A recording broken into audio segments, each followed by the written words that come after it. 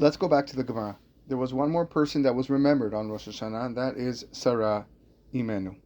Of course, remembrance of Sarah and HaKadosh Baruch Hu granting her a child. And that is the reason why we read that parasha on the first day of Rosh Hashanah. The second day of Rosh Hashanah, we read the parasha of Akedat Yitzchak. According to most opinions, the event that occurred on that day was also on Rosh Hashanah. It's a psukim that tell us Asher Ye'amer Hayom. Again, we're back to that word Hayom, which refers to Rosh Hashanah.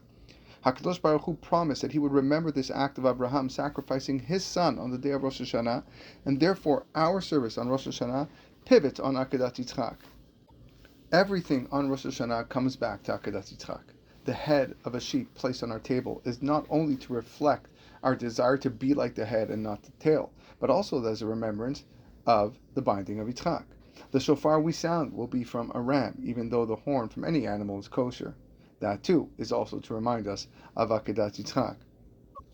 We cover the shofar prior to its sounding to remind us of Abraham covering Yitzchak and building the Mizbeach entirely on his own, so the Satan could not harm him and render him pasul for the Korban. We go to a bed of flowing water in the afternoon for Tashlich to remind us of the river placed by the Satan in front of Abraham in effort to stop him from reaching the mountain.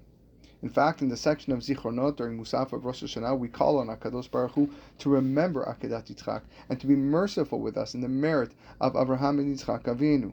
V'Akedat Yitzchak lezaro hayom tizkor.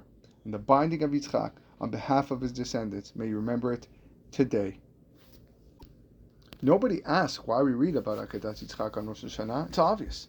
But why do we read about Hashem Pakad Tzara? That Hashem remembered Tzara? They could have been easily combined into one day, one parasha.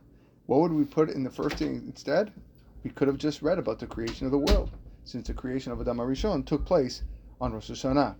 We'll answer this question as the shiurim go on.